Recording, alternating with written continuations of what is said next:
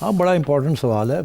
आपने निशानदेही तो कर ही दी कि वो ग्रीनलैंड के ऊपर भी नज़र रखे हुए है। उसके बाद वो कनाडा की बात कर रहा है कि 51st स्टेट बन जाएं आप जी। और धमकी दे रहा है कि मैं आपके ऊपर टैरिफ लगा दूंगा आपके तजारत के ऊपर, और ये कह रहा है कि हमारी वजह से आप जिंदा हैं, हम आपसे अगर ना माल लें तो फिर आप तो जिंदा नहीं रह सकते। उधर मेक्सिको को भी धमकी दे रहा है कि आपकी तरफ से इलीगल इमिग्रेंट्स आते हैं, आप रोकते नहीं हैं, तो या आप नहीं रोकेंगे तो फिर आप भी आ जाएं अंदर, अमेरिका के अंदर ही आ जाएं। फिर वो कह रहा है कि गल्फ ऑफ मेक्सिको, क्योंकि मेक्सिको के नाम पे है वो गल्फ जो है वहाँ, वो कहता है ये भी हमारे नाम पे होना चाहिए। आप कौन होते हैं गल्फ ऑफ मेक्सिको? ये वैसे ही है ना जैसे बे ऑफ बंगाल, तो बंगाल के नाम पे है, और हिंदुस्तान वाले कहते हैं उसको इंडियन ओशन नाम रखा हुआ है। कुछ लोग कहते हैं इंडियन ओशन ही होना चाहिए, अरेबियन ओशन होना चाहिए। इस किस्म की बातें भी चलती रहती है ना। तो अब बात यह कि डोनाल्ड ट्रंप साहब जिस वोट के साथ आए हैं वो वोट के दो हिस्से। एक तो ये है कि उनका एजेंडा है कि जंग नहीं मैंने करनी। वो कहता है ये हमारी अमेरिकन एस्टैब्लिशमेंट जो ये हमें इन्वॉल्व कर देती है इन वॉर्स। ये अपने हथियार बेचना चाहते हैं, ये अपना पावर बढ़ाना चाहते हैं, ये डीप स्टेट जिसको कहते हैं। और इसलिए ही says I am opposed to all wars. इसीलिए वो कहते हैं कि रूस के साथ यूक्रेन के अंदर लड़ाई झगड़े की ज़रूरत नहीं है जी। अच्छा, एक तरफ तो वो ये उनकी फिलॉसफी है कि वॉर्स नहीं होने चाहिए और अमेरिका को इन्वॉल्व नहीं होना चाहिए वॉर में। अगर दूसरी तरफ वो जिस किस्म की ये बयानबाजी कर रहे हैं, जाहिर है इसके साथ तो रिएक्शन आ रहा है जी। और रिएक्शन आ रहा है तो ये फिर इसका ये मतलब है कि या तो चुप करके बैठो, तो या आप सिर्फ बयानबाजी करो। अगर बयानबाजी 2-3 दफ़ा करोगे और एक्शन नहीं लोगे तो आपकी फिर हैसियत क्या रहेगी? क्योंकि एडा बड़ा बंदा गल्ला ही करता और करता कुछ नहीं। तो इसका ये मतलब है इरादे उनके कोई नेक नहीं है और उनके फ़लसफ़े के अंदर एक कॉन्ट्रडिक्शन है।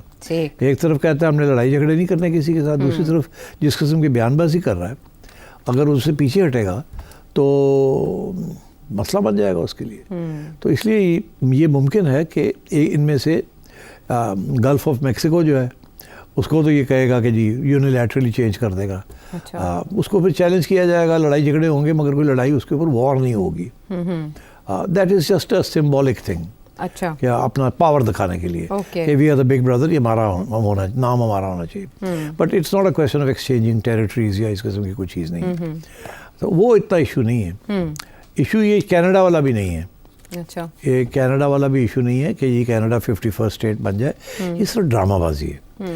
सवाल ही पैदा नहीं होता किसी सूरत में भी कि Canada would agree to become the 51st state. Canadian की अपनी एक आइडेंटिटी है, एक नेशनैलिटी है।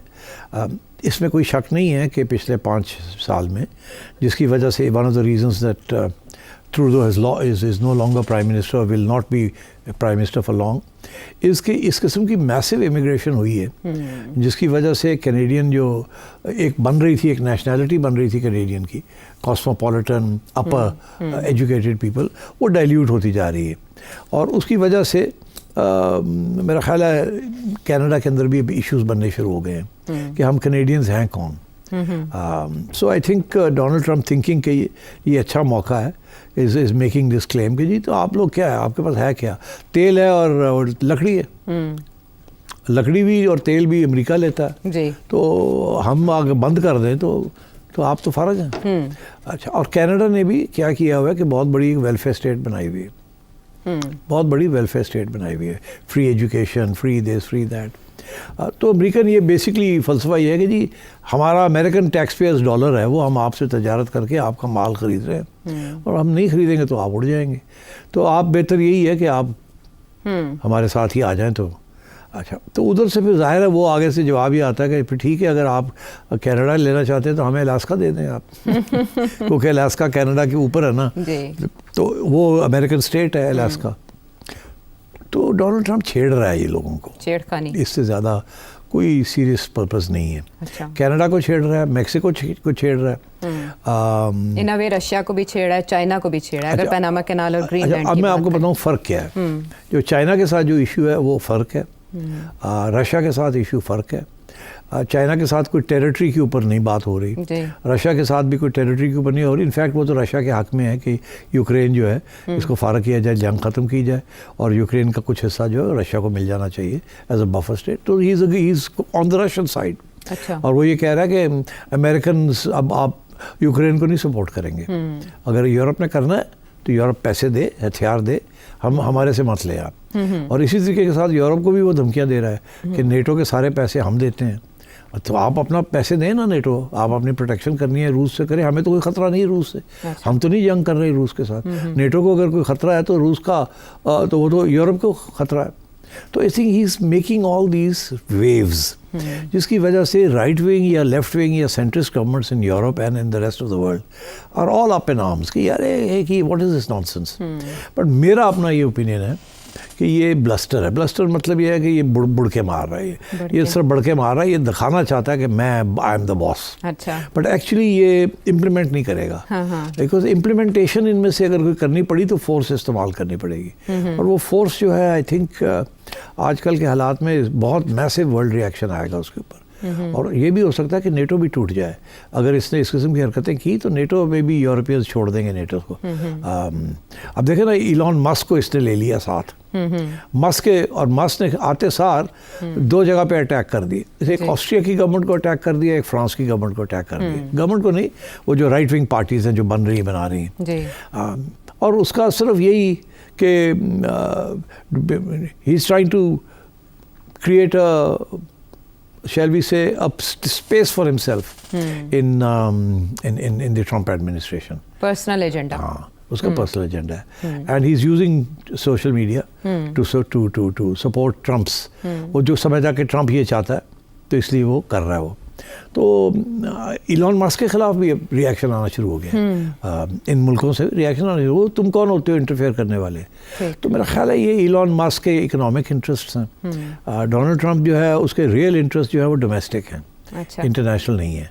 He is an isolationist. वो चाहता है अमेरिका अंदर आ जाए, वो डोमेस्टिक काम करना चाहता है। उसे लग ऐसे रहा है कि जिस किस्म की डेमोग्राफिक चेंजेस हो रहे हैं पॉपुलेशन के और इमिग्रेशन के साथ, तो अमेरिका की जो पॉलिटिक्स है वो राइट विंग से हट के सेंटर की तरफ आ रही है और रिपब्लिकन पार्टी को बड़ा ख़तरा है लॉन्ग टर्म में। तो इसलिए उसने ये जो जिसे कहते हैं ना लास्ट डिच एफर्ट, ये उनकी फार राइट को साथ लेके चलना और जिस किस्म की उसने बातें की हैं, this is the Republicans attempt कि डेमोग्राफिक चेंज जो आ रही है, यंग लोगों की जो आ रही है जो कि लेफ्ट की तरफ जा रहे हैं, डेमोक्रेट्स की तरफ जा रहे हैं, ये लास्ट गास्प जिसे कहते हैं। सो मेरा ख्याल है कि Donald Trump will work on the domestic agenda. Taxes, वो टैक्सेस कम करेगा। अच्छा। और जो है ये लिबरल वैल्यूज़ उनको कम करेगा। बिकॉज यू सी ये जो सारे जो नए बच्चे जो आए हैं ना, इनके साथ जो लिबरलिज्म आ रही है, इसके अंदर फेमिनिज्म आ रही है, आ रही है, इस किस्म की चीज़ें आ रही हैं। पुराने लोग जो है ना अमेरिका के, specially in the central states in the south, they are very conservative, very traditional and very religious, still Christian and इवेंजेलिकल्स।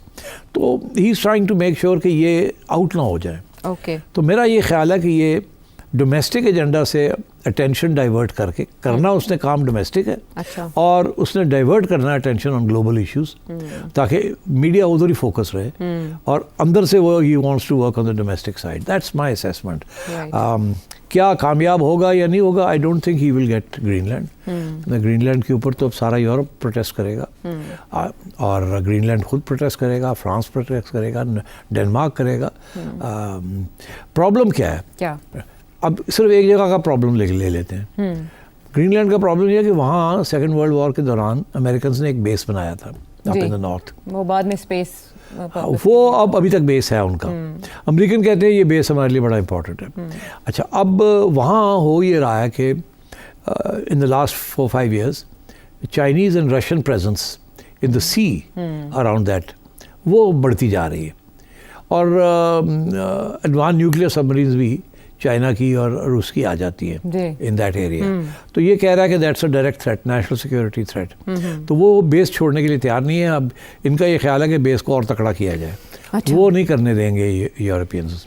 अच्छा। हाँ, वो नहीं करने देंगे। तो आई थिंक इस किस्म की इश्यूज बन रहे हैं वहाँ। धमकियाँ हैं, मेरा ख्याल है शायद यही कॉम्प्रोमाइज़ हो जाए कि बेस स्ट्रॉन्ग कर लो कुछ और, मगर हम बेचेंगे नहीं, ना ही आप इसको टेक ओवर कर सकते हैं। अच्छा। That could be A compromise, क्योंकि यूरोपियंस भी परेशान होते हैं ना जब यूरोप चाइनीज़ शिप्स या सबमरीन्स वहाँ पहुँच जाती हैं या रशियन आ जाती हैं। तो आई थिंक दिस इज़ करना कुछ है, मांगना कुछ है। मांगना कुछ है। मांगेंगे ये कि ये ग्रीनलैंड हमें बेच दें, हाँ। हम ले लेते हैं ग्रीनलैंड, नहीं तो हम फोर्स से भी ले सकते हैं। और करना क्या है कि अपने बेस को स्ट्रॉन्ग करना है और अपना अमेरिकन प्रेजेंस वहाँ ज़्यादा बढ़ाना है। It could be A diversionary tactic कि करना लेना कुछ है और मांग कुछ रहे।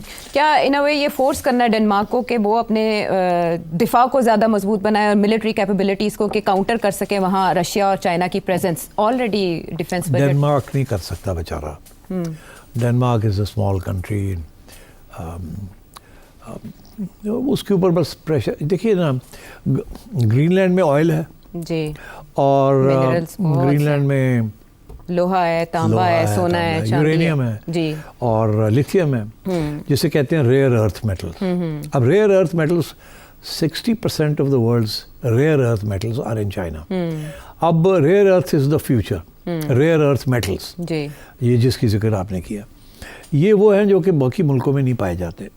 ये थोड़ी थोड़ी क्वांटिटी, मगर इसकी बहुत सख्त ज़रूरत पड़ेगी आगे टेक्नोलॉजी में। जी, इलॉन मस्क जैसे लोगों को अच्छा, और अमेरिका को स्पेस एज के लिए ऐसे रेयर अर्थ मेटल्स जो हैं they very precious, even more precious than gold.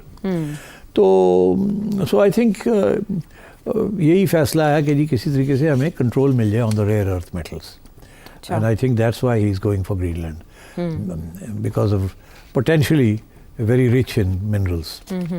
अच्छा, इसमें ताज़ा पेशरफ्त ये हुई है कि ग्रीनलैंड के दिफाई बजट में इजाफा कर दिया डेनमार्क ने। उन्होंने कहा है कि हमारे लिए बड़ा मुश्किल फ़ैसला था हमारे मुल्क की ज़रूरियात को देखते हुए और बजट को देखते हुए।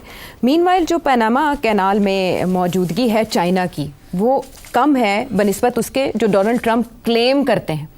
तो उनके उस दावे में कितनी हकीकत है और इसको चाइना कैसे काउंटर करेगा कि वहाँ से जो कार्गोज गुजरते हैं अमेरिका के, वो कहते हैं कि उनसे चार्जेस भी कंपैरेटिवली ज़्यादा वसूल किए जाते हैं। तो ये शिकवा किस हद तक ठीक है? नहीं, देखिए, ये भी ड्रामा है सारा।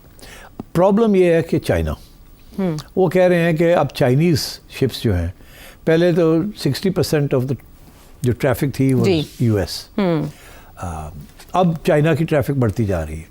अच्छा, this is an attempt to threaten the Chinese कि अगर अमेरिका के कंट्रोल में होगा पनामा तो चाइना के ऊपर भी टैरिफ्स, उसने कहा ना कि मैं चाइना के ऊपर ड्यूटियाँ लगा दूंगा जो चाइनीज़ माल आता है अमेरिका में, महंगा हो जाएगा ना, तो चाइना एक्सपोर्ट कम हो जाएगी। चाइना को धमकी दे रहा है, ठीक, उसे पता है कि चाइना के लिए एक्सपोर्ट करके चाइना बड़ा होता जा रहा है, तो उससे रोकना है चाइना को। वो 3-4 जगह पे उसको रोकना चाहेगा।